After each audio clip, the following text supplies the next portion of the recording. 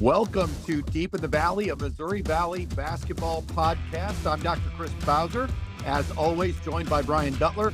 And this is your home for everything happening across the valley, from Cedar Falls to Des Moines, Nashville to Normal, Carbondale to Chicago. This is Deep in the Valley, where we celebrate one of the most historic and respected leagues in all of college sports, the Missouri Valley Conference. We talk schools, rosters, the portal, numbers, and the stories that make the Valley one of the most historic leagues in all of college sports. So wherever you are across the Valley, you're in the right place. And today, we're going to go behind the scenes of what it really takes to build and sustain a successful program in the Valley. Fans see the games, the wins, the buzzer beaters. But today, we're going to talk about what powers all of that: facilities, fundraising, NIL, revenue strategy, and donor engagement. Everything that fuels students' success for student athletes and coaches. And there's no better place to start that conversation with two leaders from the University of Northern Iowa Athletic Program. Today, we're lucky to be joined by Scott Peace, Senior Associate AD for Revenue Generation, and John Mosbach, Senior Associate AD for Development and NIL. Gentlemen, welcome to Deep in the Valley. Thanks so much. Yeah, thanks for having us. You bet. So let's start with your journey. We love to get to know our guests first. And so Scott and John, take us through your path that led you to UNI and what led you into college athletics leadership. Scott, let's start with you, then John.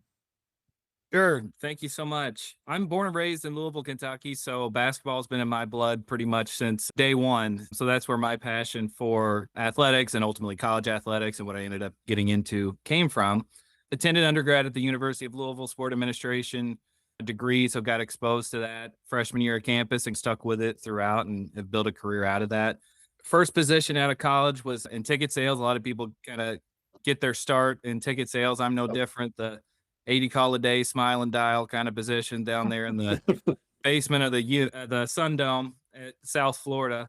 So did that for a little bit and then actually spent 9 years at the University of Evansville. So our Missouri Valley brethren down there in Southwest Indiana. So I had a number of positions there across the ticket office, marketing, major gift fundraising, external operations, pretty much everything. So really good opportunity to get exposed to a lot of different areas in college athletics. Left there, spent some time at Kent State University, overseeing marketing and ticketing there, and then joined UNI back in July of 2024. And it's been wonderful since. Awesome. John?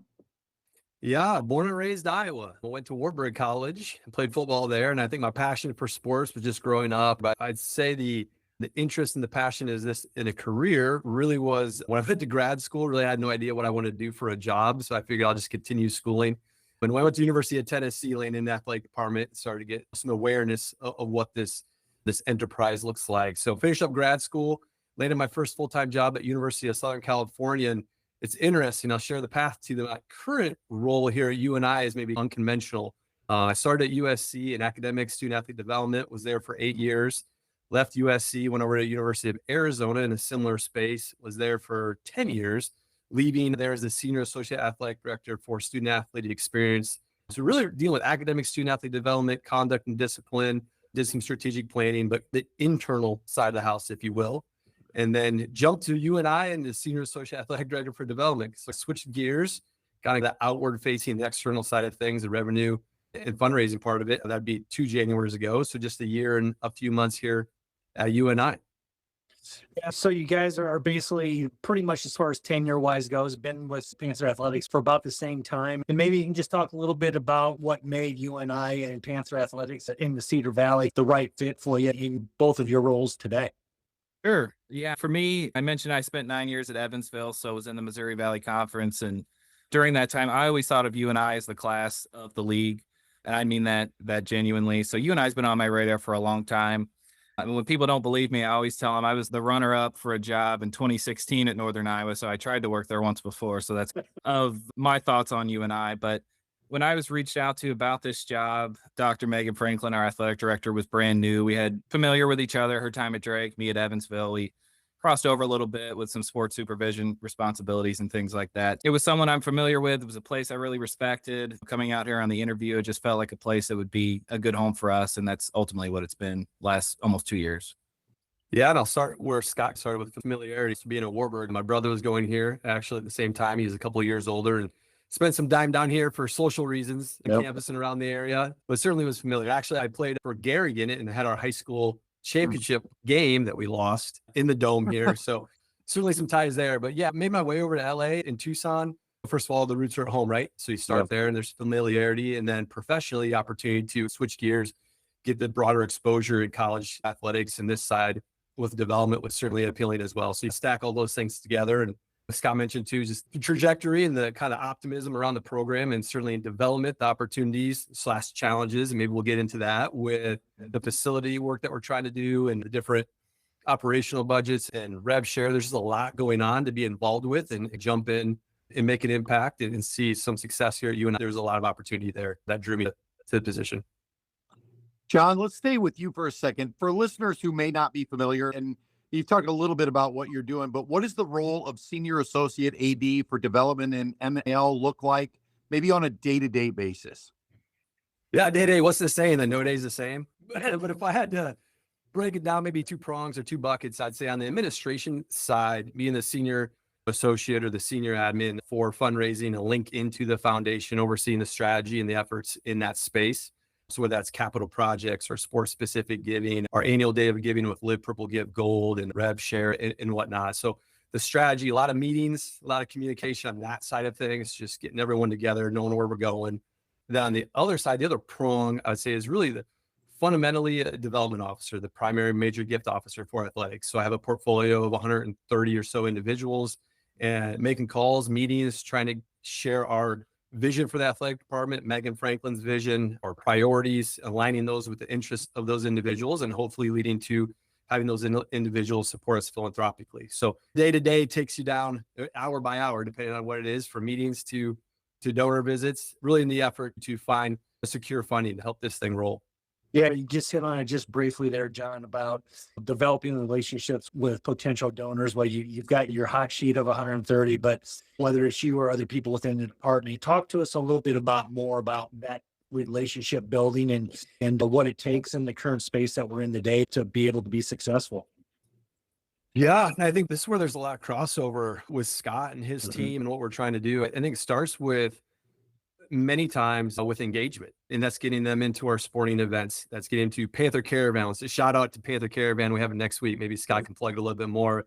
Getting to come to those types of events, even getting our message out there on social. It's just getting them connected in some way, shape, or form, and getting some interest there. And then, yeah, Brian, to your point, it's then finding the opportunity to meet with them individually to know a little bit deeper. Where is their affinity? Where are their interests? What are they looking to do philanthropically? Is it facility based? Is it program based? Is it scholarship based? And really investing in those people that help us to know them so that then they hopefully invest in us, again, by finding that alignment. But it really starts with engagement or re-engagement. We may have alums out there that just have floated off. So how do we get back in touch with them? And finding those touch points is really the start. And then you're able to unpack it a little bit. I know one thing that Brian and I talk about a lot is we all know that UNI does a tremendous job of graduating a lot of teachers and accountants. And so, however, they may not command the higher salaries that maybe those of peer institutions do. Donating is a habit. And so you talked a little bit about how to re-engage the unengaged, but what types of things are being done to get current grads or supporters for UNI Athletics to maybe donate at levels that they are comfortable with? Sure. Yeah. Not to be a broken record, but I think first is getting them engaged and finding what is it that they're interested in and at what level. So we just had our Live Purple Give Gold, and maybe we can touch on that a little bit deeper. Yep. But Live Purple Give Gold is an opportunity for individuals to support at whatever level they're comfortable. Just get in. You have an opportunity to support a sport program.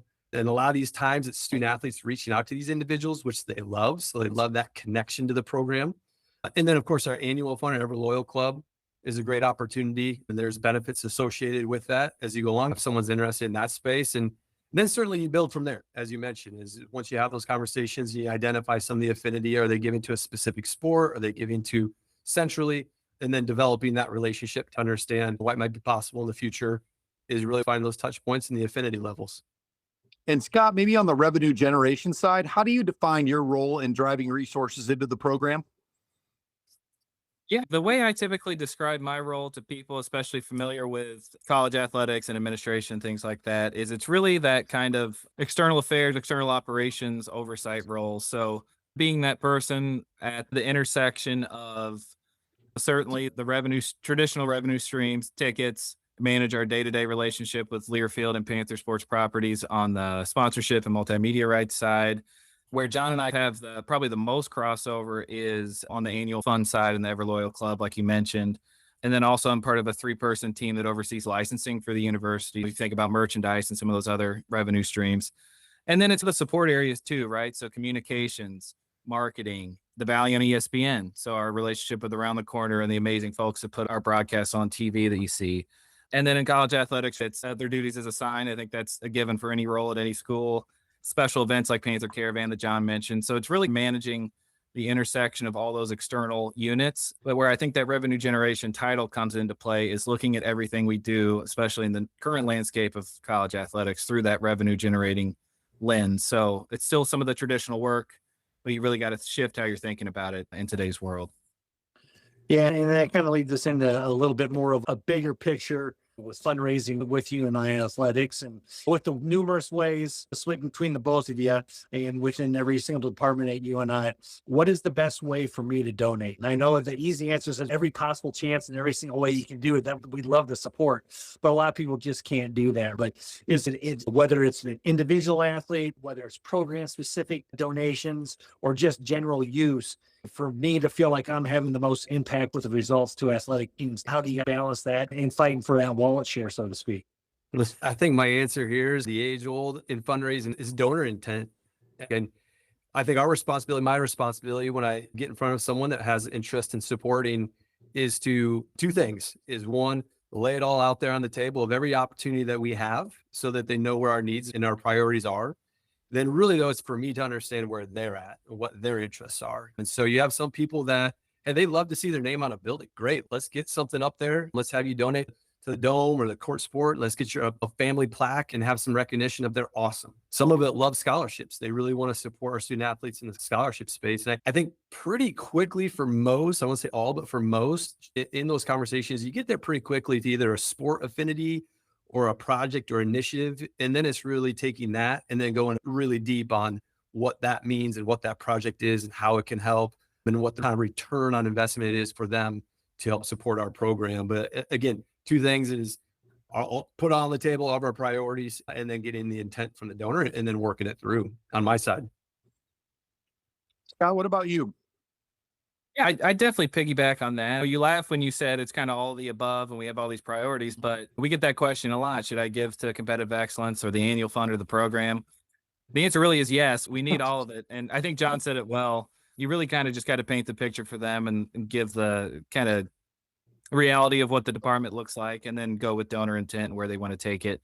I think more on my side of things, even something as simple as being a season ticket holder. If that's where you start on this journey, and a lot of people do, that's huge. That makes a huge impact. And we talked about the licensing front. Buy your gear, wear your gear out in public. We see Iowa and Iowa State on our own campus. I hate seeing that. If you're going to be on our campus, you're going to be in our town, wear the purple and gold. There's 100 different ways you could do it. We need all of it. It's the reality of it. And it comes down to donor intent, like John said, and making sure you're getting people connected where they want to be. So one thing that we've noticed over the course of the last few years is there's been some really cool gear that the coaching staff is wearing on the men's basketball side that we can't get access to. And so if you put that on our deals, we'll buy it. Perfect example of that. We're working on right now a coach's sideline team store that basically takes the best of what the coaches wore on the sideline throughout the year. And we get that comment all the time. Oh, I love Coach Jake's pullover. It doesn't exist anywhere. We're about to launch that here probably in May or June for a short period of time where it's all the stuff that you saw the coaches wearing, you'll be able to buy. So you've made two best friends today. You made at least two best friends today. And we'll as soon as this goes up, we'll make sure that we text all of our friends that say the same things and make sure that they buy when they see that link. That's going to be fun. So talk to us about, I think that's really great. Has that model that you're talking about, do anything you can, or has that changed or evolved over the course of the last maybe 5-10 years? Yeah. First of all, I'll go back to the menu of options. It depends what type of shopper you are. When you go to a restaurant, you got the Cheesecake Factory's got a billion things on it. Some people love it because they want something different all the time. And then some, you go to In-N-Out and that's it. You get a burger and fries, and that's your menu. No shortage of menu items for us. So that's good. To your question, has it changed? Oh, gosh.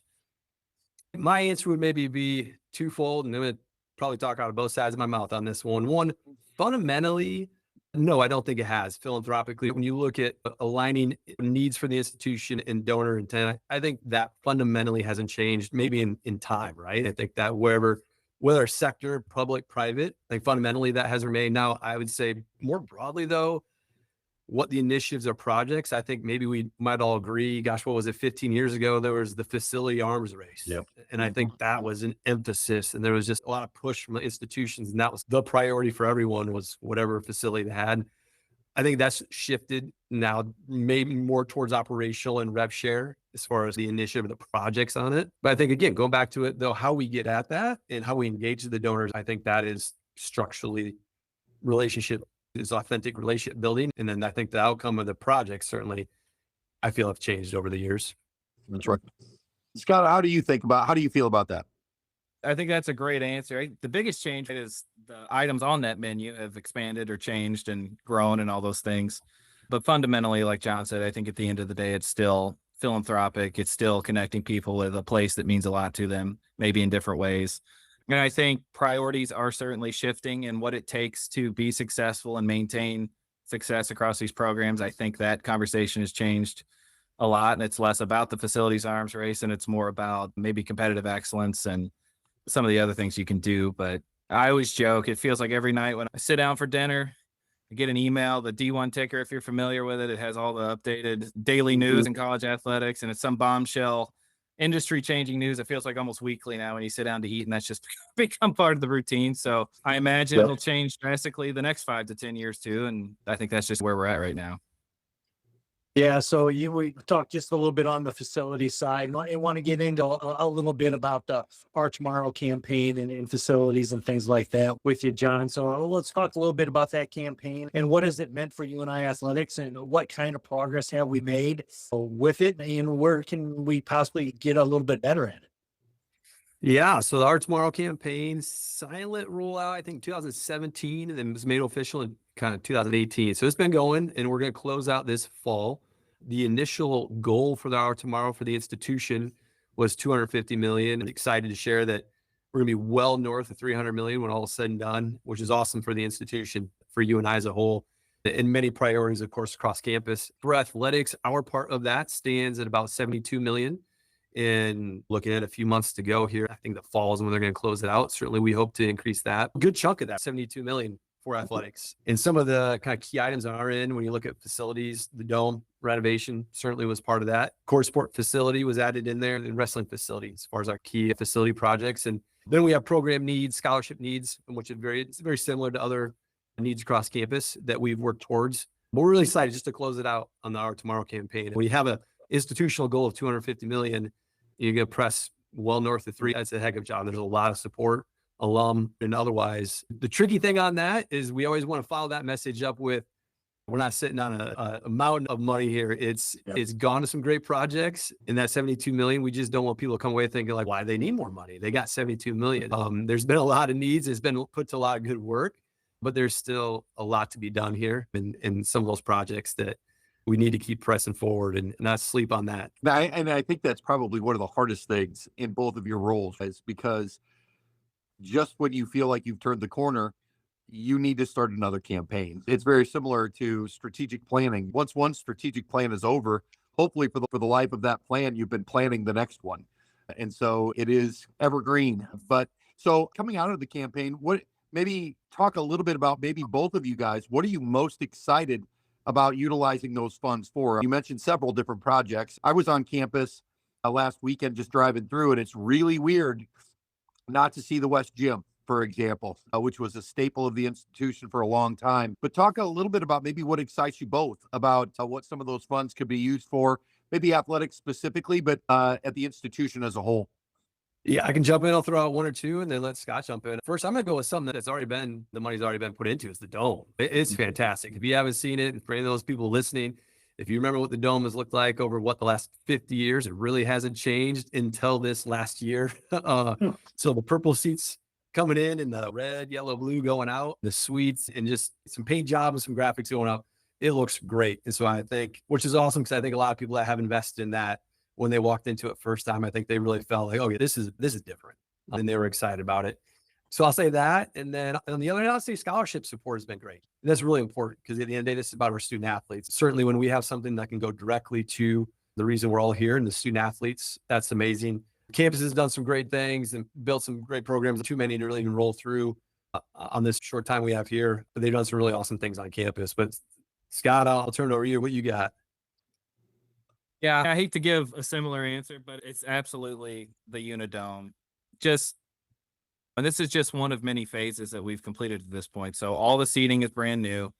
We have a new club seating area with the nice leather seats with the logo in it. We have 10 new suites on the west side. So when you think of it from a revenue generation standpoint, those are things we've never had access to in the Dome over the 50 years. Every seat looked the same. The only difference was maybe I'm on the 15-yard line versus the 50. But that really allowed us to, and we'll get into this a little bit later with ticket sales, but that allowed us to have a huge increase in ticket revenue without having a huge increase in the number of season ticket holders that we have, which is the next step of all this. And that comes from just the offerings that we were able to have. Then obviously aesthetically, the place is unrecognizable from what it was. There'll be some pretty drastic new graphics come in before the next football season. So that'll wrap up that phase of the Dome. So just to complete one phase like that and then see the impact it's had from a revenue standpoint, the way it looks, the way people feel when they walk in there, and just the pride that you have in the building. Pretty cool for sure. Let the listeners know a little bit of where UNI kind of is in the standing, so to speak, within the Valley, and what are some things maybe other Valley institutions are doing that maybe we might try to model and try to have a little bit bigger revenue share or a little bit more on the NIL to be able to support our student athletes a little bit more than what's currently going on. Yeah, I should have a couple of different ways to go on that. I'll say I'm going to play the somewhat new card, so I'm not going to be able to sit here and recite for you exactly where we stand for every institution in the Valley on all those things. And I would say the other kind of a card I'm going to play to get out of jail free card here is with NIL and rev share. You can mention that at the end, Brian.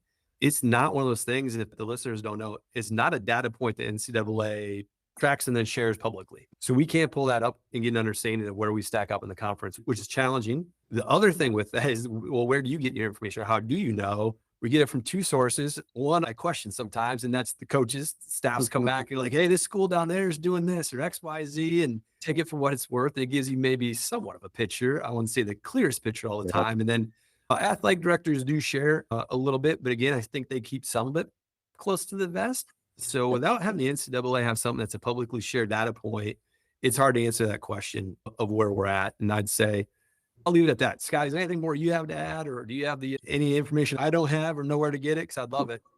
I think it's funny because people talk, and the coaches cracks me up when they're coming back, and there's multiple opportunities throughout the year for people to be together, whether it's at Arch Madness or the convention over the summer, whatever it may be. And it feels like it's like fishing stories, right? The fish gets bigger and bigger. The rev share for every other school is larger and larger. And there's just really no way, like John said, to know what's real and what's concrete. I know that we feel really good about where we stand, especially specific to basketball in that space. And I'm confident we're towards the top of the league. But you mentioned, what are some other schools doing that we might look to? Not so much a specific answer, but I have a lot of respect for the way Murray State has grown over the last, probably 3 or 4 years specifically, and the way they've been able to make progress on the facility side while at the same time developing a comprehensive competitive excellence program and everything in between. It just feels like they're always in the news for very positive reasons. So I have a lot of respect for the way they've been aggressive and gone about it. But at the same time, I think we're right there where we need to be. I think both of you guys are saying this too, is that as we move forward, is there a way for the NCAA to maybe provide those data points and make it a little bit more consistent? Maybe it's consistent across all of Division I athletics, or maybe it's conference by conference, so that everyone has a pretty good idea, or maybe even guidelines about how much money you can spend per league, per school. What do you guys, is there ever going to be a day where you will have data points coming directly from the NCAA? Okay, Chris, you just turned this into about a 5-hour podcast. I sure did. When you opened up that one, I'll try to synthesize this down into my quick comment is, yeah, I think that'd be great. Whether it's NCAA or federal legislation, if we can put some guardrails, as we all know on this right now, they put on the 20.5 cap rev share. Everyone's at the larger school. They're trying to find a way to go above and beyond and sideways on that cap. Would it be interesting if, let's say FCS, they set a unique cap for that? There's lots of ways that I think they could go about it. My personal take is, yeah, I would love to see some structure and some guardrails on there just to bring it together. Just make sense of it a little bit more. Everybody has called it the Wild West. And there's been attempts, I think, to put some guardrails on, and I appreciate that. But as I mentioned, I think people, every time you put a guardrail on, people are just finding a way around it. And I don't know. I think that I'd say the toothpaste is definitely out of the bottle as far as it's just what is happening. But can you put some around it? I think so. And gosh, I hope so. Scott, what do you got? Yeah, that'd be great, right? John said. I think that's going to be really tough until we get to a point where it feels like things have settled and stopped changing. It just feels like it can't keep up with itself. You put these guardrails and these policies and these data points in place, but then the goal line just moves again and it's a completely different game. Even if you just look at when name, image, and likeness first got started and the whole spirit of the whole thing, right, was student athletes using their name, image, and likeness in a commercial setting. What was supposed to be $100 gift cards to the smoothie shop down the street is now turned into wherever we're at now and everything that's been in between. So I think it's just going to be really tough until we feel like things have settled. I'm certainly not going to say permanently, but at least for a little bit. But I think we'd all welcome that on the administrative side. As long as we're talking about this kind of space, let's shift gears a little bit and talk a little bit about NIL, the Competitive Excellence Fund. You guys have talked about it. You haven't skirted around it. You've talked a little bit about it already, but let's dive in maybe a little bit deeper about how UNI is approaching the space of NIL and rev share, and about what fans need to know about the Competitive Excellence Fund and how we can talk about that so that they have a better understanding. Yeah, I'll kick it off. So, yeah, to keep it brief, the legislation was passed for the House settlement, those that opted in then to participate in rev share. And so you and I did opt into the House settlement, and then we were able to, I would say, be able to execute in the rev share space. And the next step would be for us at UNI, when you're talking rev shares, to basically absorb the operations of our collective. A collective has been something that's kind of been thrown out over the years. They were established kind of third-party entities that were helping in this effort, helping institutions.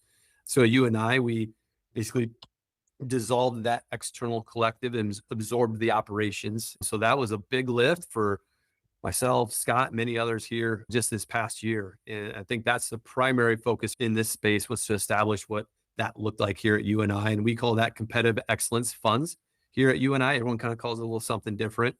So establishing the framework of how do we, where, and how do we get funds? And then how do we facilitate disbursements to student athletes? And so we are working in that space. And for us, it is philanthropic right now. So we're using philanthropic funds, majority of it, to the funding in that space. And then I'll shift to just quickly at NIL so I can give Scott some space here to talk on his side. NIL and my time here in the short year, as far as the traditional, as Scott mentioned, the gift card for doing a social media post, that's been more organic for us. We haven't been, I'd say, more passive and not aggressive in that space for me in the past year. And again, a lot of that was because of the heavy lift, getting the rev share and the competitive excellence up and running. I think that's something that we can explore a little bit more moving forward of what that looks like.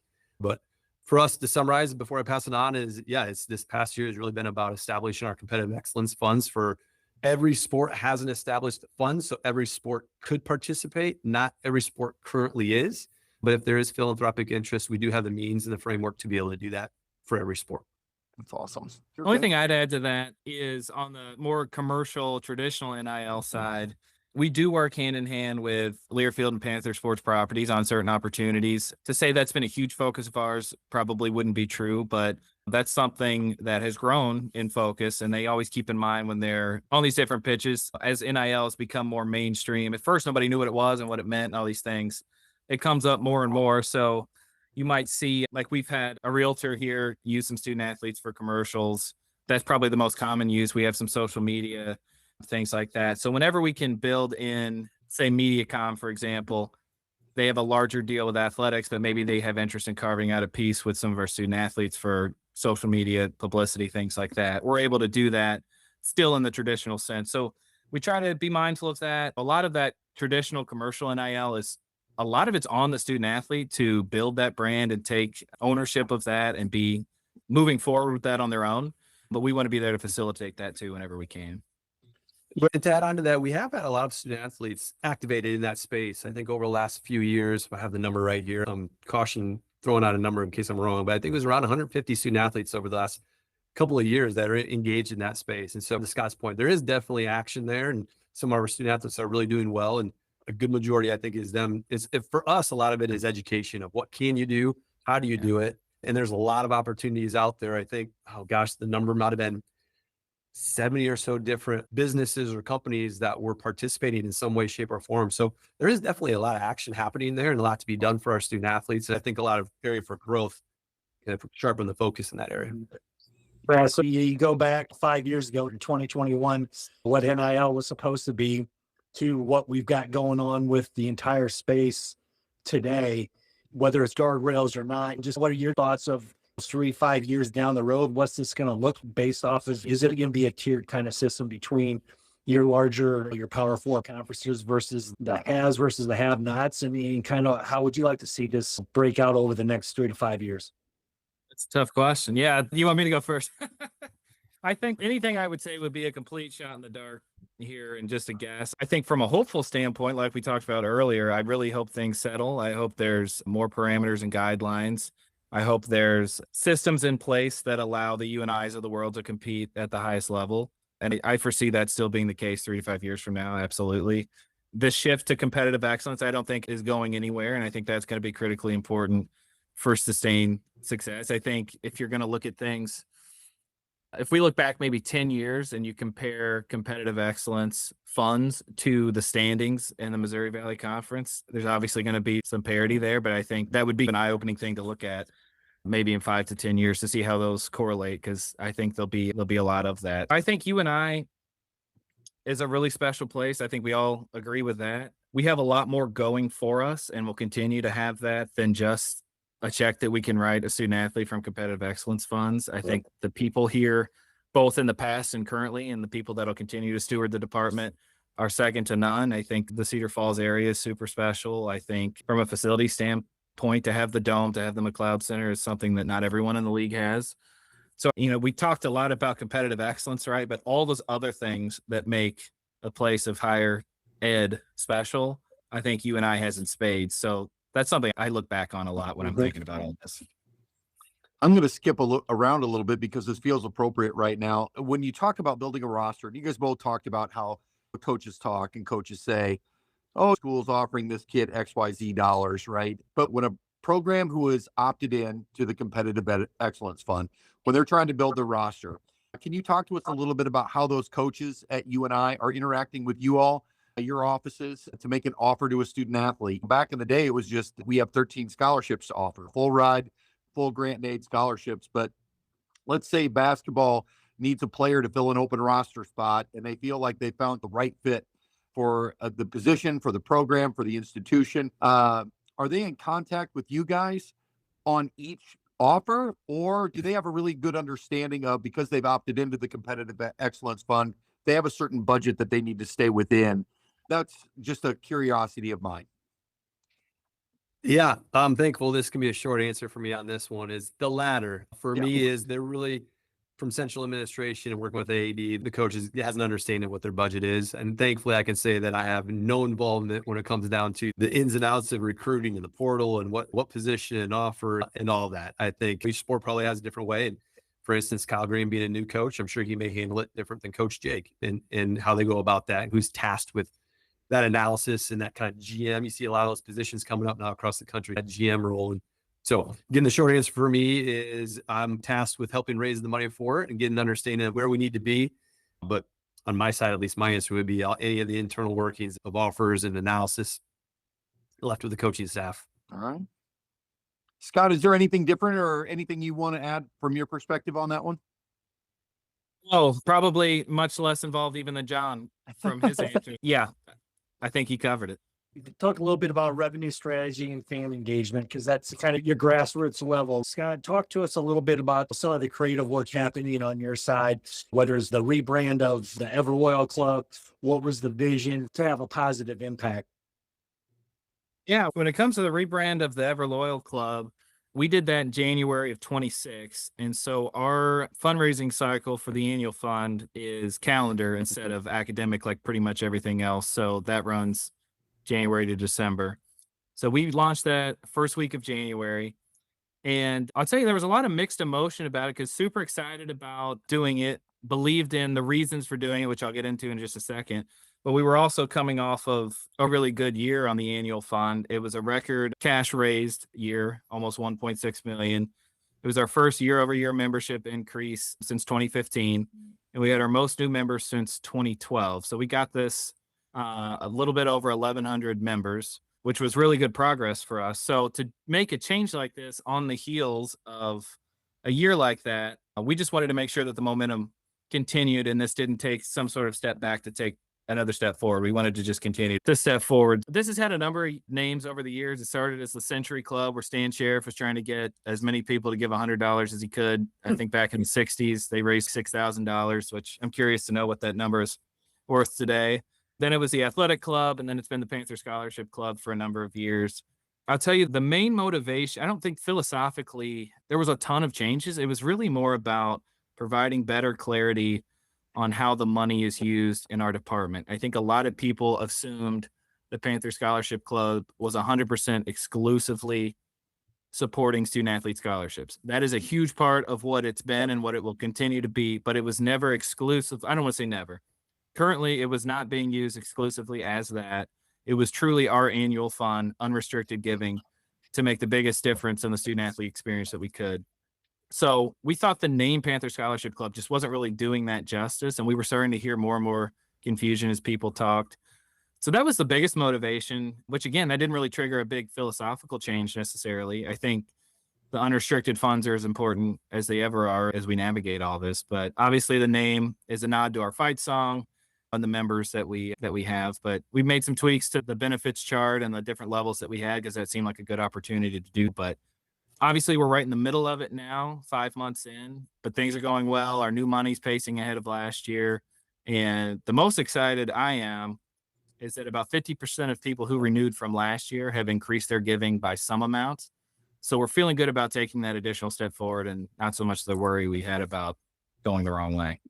That's awesome. And one of the things that we've really enjoyed over the course of the last few years, Scott, is that you've really leaned into some really unique promotions during games to get folks to interact and get students out. Panthers in Paradise and the hot tub on the baseline has been fantastic. Brian and I love it especially because there's another Valley podcast that absolutely hates it. And I'm aware of this. I'm aware of this if they're listening. We see yes, and so I hope they are listening because we think it's genius because it's actually, I think, been very productive and I think it's gotten students engaged. But takedowns and tattoos is another one. First of all, maybe where did those ideas come from? And then maybe is there any foreshadowing to any other cool, kind of fun, creative events that we're looking at in the future? I guess my argument before I let it go with Panthers in Paradise is that it was being talked about on a different podcast. So clearly it worked to some degree if you were talking about the Panthers in that way. So that's my take on that. We have a really great team. What's cool about UNI, and we mentioned Dr. Franklin's been here probably right at 2 years now. Pretty much everyone on my staff is been here for 2 years together, plus or minus maybe 6 months either way. So there is zero of the, this is how we used to do it, or just the same. We got a lot of feedback when we got here that things had felt a little stale and there wasn't a lot of the creativity that hopefully you're seeing now. So we definitely took that to heart, and we have an awesome team. I'll give our assistant AD for marketing, Jake Wiedrick, a shout out as he's overseeing our marketing efforts and all those things. But I just feel really strongly about being creative and trying to push the envelope and trying to get people to talk about the school that I'm at. Obviously, of course, you in this instance. One thing I cannot stand is the pizza and t-shirts cop out. Obviously, we get that question. Have you tried pizza and t-shirts? Yes. There's no creativity behind that. Sometimes it works. Yes. But I'd rather do a taco bar and sneaker slippers. It's the same concept, right? But it really breaks through the clutter and hopefully grabs attention. So we have a ton of fun with it. We've done Panthers in Paradise twice now. To your point of it working to some degree, I think both years it was our second or third highest attended game of the season for no other attributable reason, really.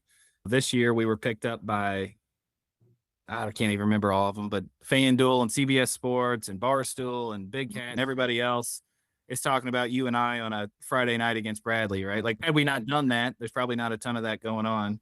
Takedowns and tattoos, probably my other favorite example. I won't get into that a ton, but it's that same kind of creative outside the box concept where we also did that 2 years in a row now. We went from 2 tattoo artists and 8 live tattoos during a wrestling duel to 4 artists and 16 tattoos this past year. So all UNI themed, obviously. So those are just examples of us having fun with it, trying to make progress. And as fun as that is, there is real results that have come from all those. Those have been our most successful games in a lot of ways. We're having a good time right now.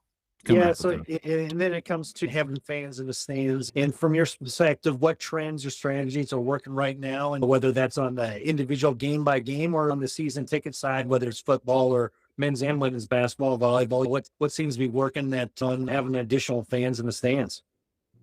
Yeah, I think one of our biggest focus coming in, to be honest with you, was to stop the bleeding of the season ticket base. If you look back over the last, I'll probably say 16-ish years, because that would take us to 2010, everything that happened around that era and all the success. If you look at that, we lost a lot of people during that amount of time. So our first goal was to stop the bleeding. We feel we've done that. So now we feel like we want to take several steps forward. I think that starts with the experience that you give people when they come. Obviously, you got to get them in the building. What kind of experience do they have when they come? Which kind of points back to my last answer. Just another example of that. Literally just today, we announced our new Panther Pack season tickets, which is football and men's basketball. They're only $50 each. You just have to buy at least 4. You have to be brand new, and it's in very specific areas of the venues between the Dome and McLeod. But that's obviously at a price point that's much more affordable and approachable to a lot more people, because we feel strongly if we can get them in the door, they're going to want to come back and they're going to have a good time. So that's probably a good example of that. But at the same time, too, we have the luxury from a wrestling standpoint of being in the Big 12. So every other year, you have Iowa State and Oklahoma State coming in. Women's basketball, we've been fortunate to have the Iowa and Iowa State games. A lot of places don't have games like that at home, especially at our level. So we try to take full advantage every time we have one of those.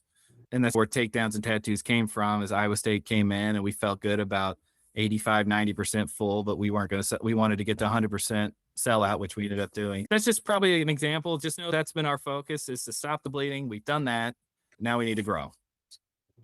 I think you're right. And the Cedar Valley is unique. I grew up in Waterloo, and in the 70s and the 80s, there was not a focus on UNI athletics, even on the local news, but there has been over the course of the last, say, 20, 25 years. I think there's a little bit of a focus, but we still battle in the Cedar Valley that there's competing interests other places, right? And so how do we as an institution, as a fan base, how do we maybe battle some of those competing interests?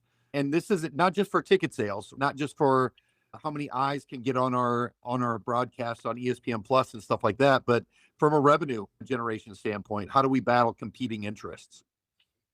Yeah, you're spot on with that. And one thing that really has impressed me over the years about UNI, and obviously I'm here now, is just their ability to compete on the national stage, despite Iowa and Iowa State being right here in the backyard and obviously having a ton of support in many different ways in our state. So I think people maybe got a little spoiled by that for a period of time. If you look back over the last 15 plus years, some of the success that teams across the board have had here, that's not happening in a lot of places. I don't know. I think we just need to continue to take our spots when we can get it. Panther Caravan is next week. Like John said, we'll be down in Des Moines. We'll be in Cedar Rapids. We try to hold other events throughout the year. I know we had a football event in Dubuque last year. John, you were in the Des Moines area, I think, last year with football as well. So we're trying to get out there, trying to go see the people that support us, not just in our own backyard. And then on the other side of that, trying to get our games on the radio in as many places we can throughout the state. Des Moines is obviously a super hard market to crack into from our perspective. So how can we do that? Yeah, I don't have all the answers to that, certainly. Recognize it as a challenge. I think we'll just keep being, you and I will keep being who they are and proud of who they are in this crowded market. And we'll see what happens. And you and I recently held Live Purple, Give Gold. Talk to us about the results of the campaign and maybe where we would see the largest impact as fans.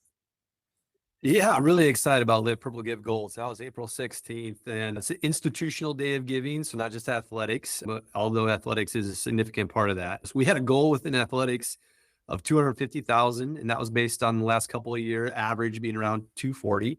So felt that was a strong goal, and ended up blowing out of the water and having looking at my notes here so I get it right, hitting $406,148 on that day. So just an incredible job by a lot of people, our coaches, our student athletes, as I mentioned, who reach out, our social team that puts out videos and social. So just great day all around. So that was a dollar goal, clearly crushed that. And our donor goal, which really for us is, I'd say, I don't know if it's just as important, but right there, because we're trying to get people in, new people in, and people engaged, as we talk about. We had a goal of 1,000 donors, and we hit just over 1,100 on that goal. So we hit that goal or exceeded that goal as well. And what's really cool from the athletics position, something we're very proud of and something that the university very much appreciates, is that both of those numbers for athletics is about half of what the institution did that day. So the institution had about 800,000. So our 400,000 is about half that. The number of donors, they were at about just over 2,100, almost 2,200. And again, athletics participation is about half that. So that's something that athletics we're very proud of, excited about. And again, I know the university appreciates it. And now the bar is set, and now we're trying to set the bar for next year and maybe set a higher goal. Obviously, we can attain it and go. But again, those dollars are very important. Where we're going to see the usage is going to be, I'd say, almost primarily all the sport specific budgets. And so that day is really a sport operational budget fundraising initiative. For the most part, we do the VIP fund and Never Loyal, but that's the day that the sports really push out their priorities, their needs, and call the action to help support their operational budgets. That's awesome. So you talk about the operational budget side, and just how important is that day to being able to, whether it's maintain the budget, give the athletes maybe a little something extra that they hadn't anticipated? How important is that day to just overall operations? Yeah, you can't overstate the importance of fundraising for our programs, right? And that's just not at UNI. I think that's most every school at our level, probably every level, but certainly at FCS. I'd love to sit here and say that UNI is funding every single sport budget at the uber healthy level, and none of our coaches have any wants or needs beyond that, but it's not the case. And so there's definitely an ask of them to say, hey, here's baseline, but we expect to compete. I think Scott mentioned earlier, we expect to compete at the top of the league, and that takes resources. And to do that philanthropically, support is really important. And also, and it's something we've talked about on here, is that often when we're looking at peer competitors, it's not just the Valley. We're really looking at the whole NCAA at all levels when we get into postseason. And so you start looking at operational budgets for some of those schools, really talking 2x, 3x type of operational budgets for what they do. We want to compete in that level, and we want to be able to support and have funds to be able to do that. And honestly, I think we all agree it's beyond impressive what UNI has done and continues to do at the level we're at and that grander NCAA level, knowing that some of those operational budgets at those bigger schools are so big. But again, really can't overstate how important it is that every dollar that comes in goes to provide the experience for our student athletes that they need and want, and for the coaches to be able to operate at the highest level they possibly can to be competitive. And so maybe transitioning into a little bit about culture, brand, momentum. You guys have talked a little bit about that all throughout the episode, but moments matter in building a brand. So jersey retirements, major announcements, season ticket promotions, stuff like that, even the hire of Kyle Green. How do those moments contribute to fundraising and then overall momentum and brand awareness of the programs? I can kick us off. I think on kind of the surface level, it gets us in the news. It gets people talking about us. It shows, in the case of the jersey retirements, for example, I was shocked to see that a place like UNI that has such tremendous athletes across many different sports for over 100 years didn't have something like this in place.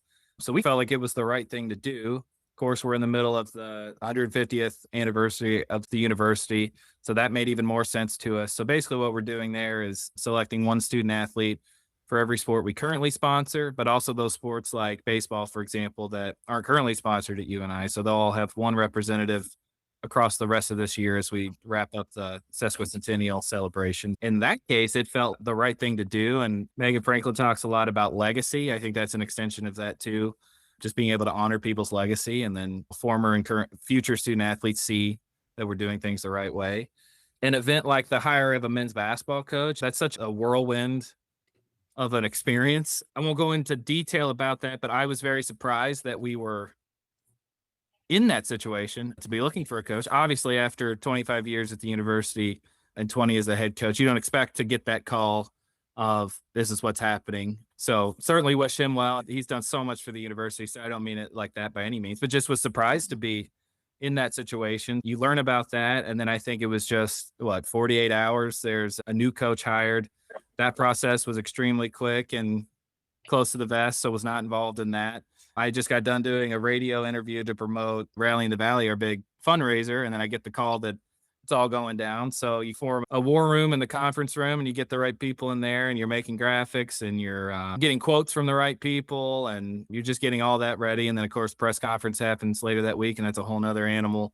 But we felt we did justice by that whole situation. That's a big deal. We hadn't done that for men's basketball in 2 decades. So we wanted to make sure we give it the justice it deserves. How it contributes to fundraising and momentum, I think it all fits into the bigger picture with the brand, like you said, and just getting people excited about UNI and talking about us and things like that.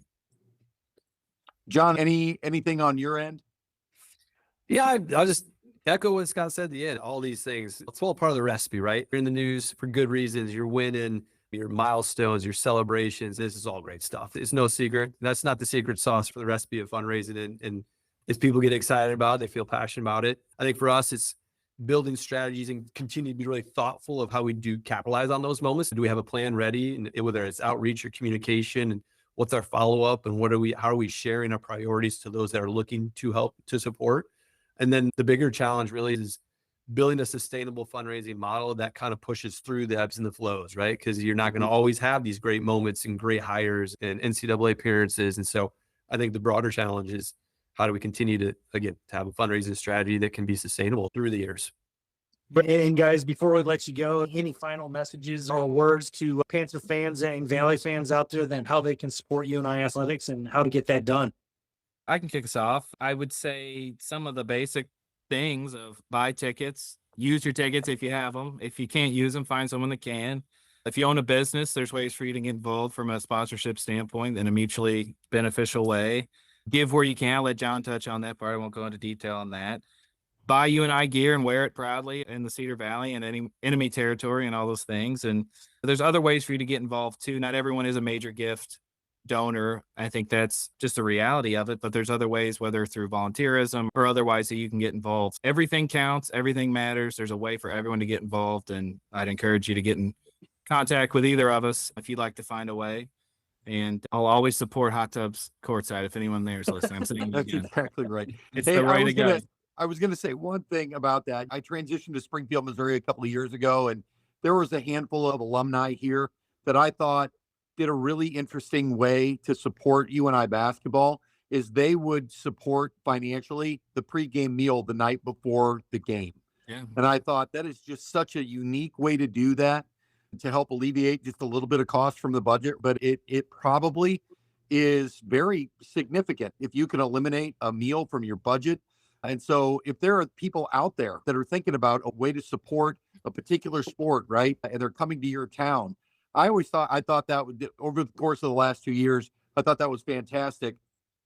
And then, of course, Missouri State leaves the Valley. And so then we lost that opportunity here in Springfield. But I thought that was one really unique way to support one particular program that maybe comes to your town and you want to go watch them, but you also want to find a way to support them while they're there. So I thought, Scott, that was a unique way that I had never thought of before. John, do you have any final thoughts?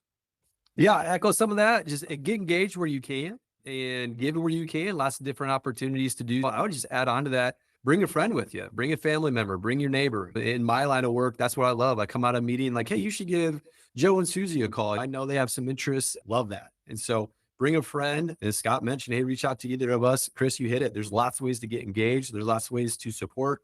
And so we'd be happy if you have some interest, answer questions and get you set up with the best way to help. And hopefully you jump on the train and go for the ride, because it's a fun one. A lot of great things going on. Always fun stuff on the Panther train. So this has been a great conversation, fellas, and a real look behind the curtain of what it takes to build and sustain a successful program in the Valley. A big thank you to Scott Peace and John Mosbach for joining us today, and to everyone listening.